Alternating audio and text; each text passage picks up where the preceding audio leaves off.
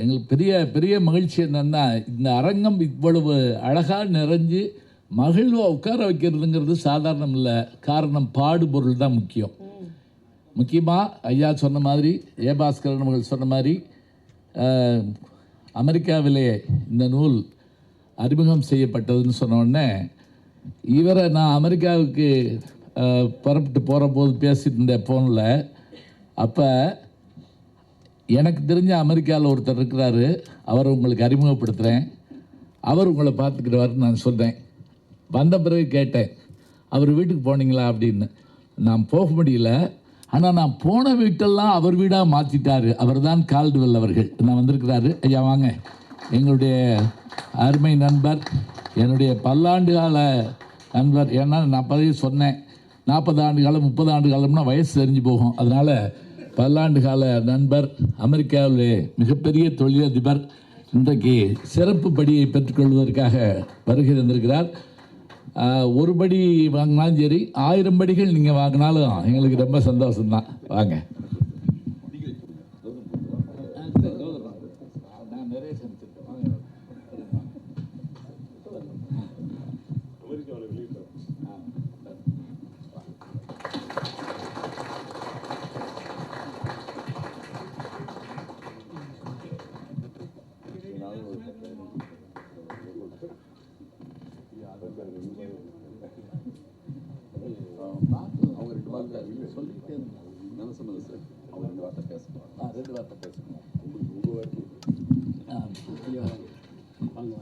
Caldwell ஐயா அவர்கள் 2 வார்த்தை. இப்போ கால்டுவெல் ஐயா பேசும்போது ஒரு செய்தி நான் பதிவு பண்ணணும். சேலத்தில் புலவர் கோ வேல்நம்பி சிறந்த தமிழறிஞர். சில பேர் சொல்லுவாங்க, என் நினைவு சரியாக இருக்குமானால் என்று சொல்லுவாங்க.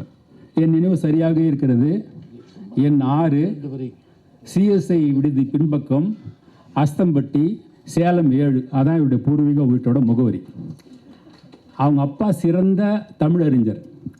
1999 வருடம் ஏப்ரல் மாதம் 25ஆம் தேதி 102 தமிழறிஞர்கள், சிற்பி பாலசுப்ரமணியம், இளங்குமரனார், தமிழண்ணல் உள்ளிட்ட 102 தமிழறிஞர்கள் உயிரை தருகிறோம் தமிழை தாய் என்று சாகும் வரை உண்ணாவிரதம் இருக்க தொடங்கினார்கள். பெரிய போராட்டம். அந்த போராட்டத்தை நாங்கள் ஒருங்கிணைத்திருந்தோம்.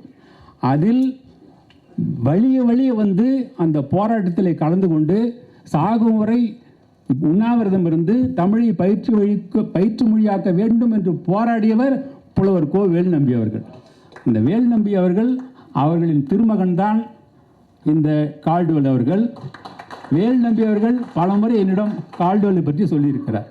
மகன் அங்கே அமெரிக்காவில் இருக்கிறார் என்றெல்லாம் சொல்லியிருக்கிறார். அவருக்கு பகுத்தறிவாளர். அதன் அடிப்பில் தான் கால்டுவெல் என்று அவருக்கு பெயர் வைத்து அவரை வளர்த்திருக்கிறார். இன்றைக்கு அமெரிக்காவில் மிகப்பெரிய தொழிலதிபர்.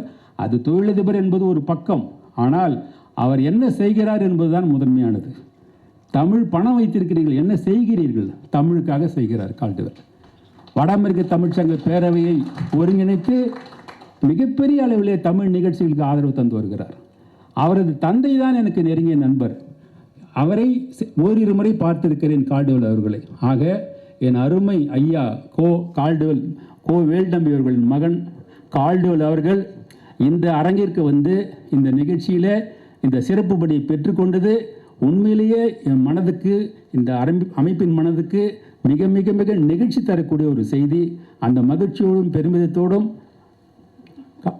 கால்டுவெல் அவர்களை வாழ்த்துரைக்கு அழைக்கிறேன். அனைவருக்கும் இனிய மாலை வணக்கம், தமிழ் வணக்கம். தமிழின் உயிர் தொல்காப்பியம், தமிழனின் உயிர் திருக்குறள். ஒரு கவிதை வருவதற்கு ரசனை அவசியம் அப்படிங்கிறத ஐயா வந்து புரவலராக எடுத்து சொன்னார் அவருடைய பேச்சில். அதை சரியாக உள்வாங்கி எடுத்து சொன்னது ஞானசம்பந்தம் ஐயா. இந்த மேடையில் இருக்கிறவங்களுக்கெல்லாம் ஒரு பெரிய ஒற்றுமை ஒன்று இருக்கும். அதனால தான் இவங்க எல்லாம் இருக்காங்க. கற்றாரை கற்றார் காமுருவர் அப்படின்வாங்கல்ல, அந்த மாதிரி ஒவ்வொருத்தரும் ஒவ்வொருடைய தனித்துவம் நிறைந்தவர்.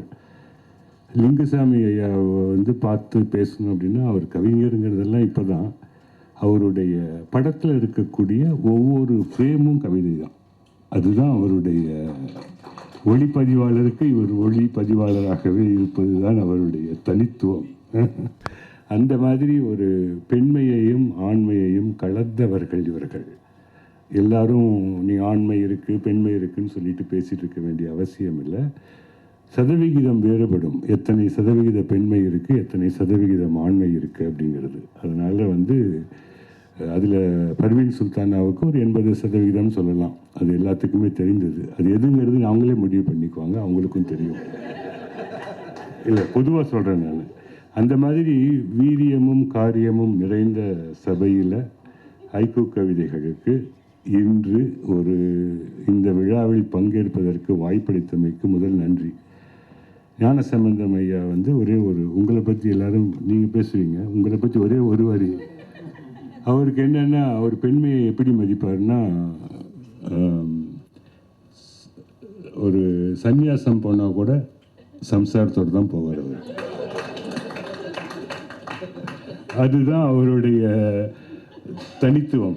அது ஒரு படத்தில் ரஜினிகாந்த் சார்கிட்ட அவர் சொன்ன உடனே அவர் இது மாதிரி அழகான எந்த ஒரு சூழலையும் மென்மைப்படுத்துவது அது மேன்மையாகிவிடும். அதுதான் அவருடைய தனித்துவம்.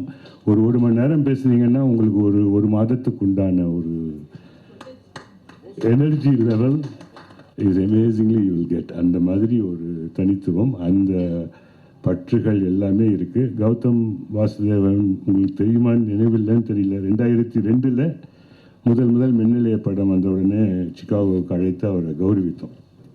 அந்த மாதிரி அன்றிலிருந்து இன்று வரை நாங்கள் எங்களால் முடிந்ததை செய்திருக்கிறோம். இந்த புத்தகத்தை நாங்கள் முதல் வெளியிட்டது நாங்கள் தான். அதுக்கும் சரியான ஏற்புரை இருந்தது, கருத்துரை இருந்தது, தெளிவுரை இருந்தது, அதற்கு தகுந்த முறையான ஒரு பண்பும் இருந்தது. புத்தகங்களும் விற்கப்பட்டன, வாங்கப்பட்டன. அதனால் இது இருந்தாலும் முதலில் புலம்பெயர்ந்த தமிழர்களிடம் புனிதத்தை சம்பாதித்து இங்கிருக்கும் மக்களுடன் பண்பை பெற்றுக்கொண்டது லிங்குசாமியினுடைய தனித்துவம்.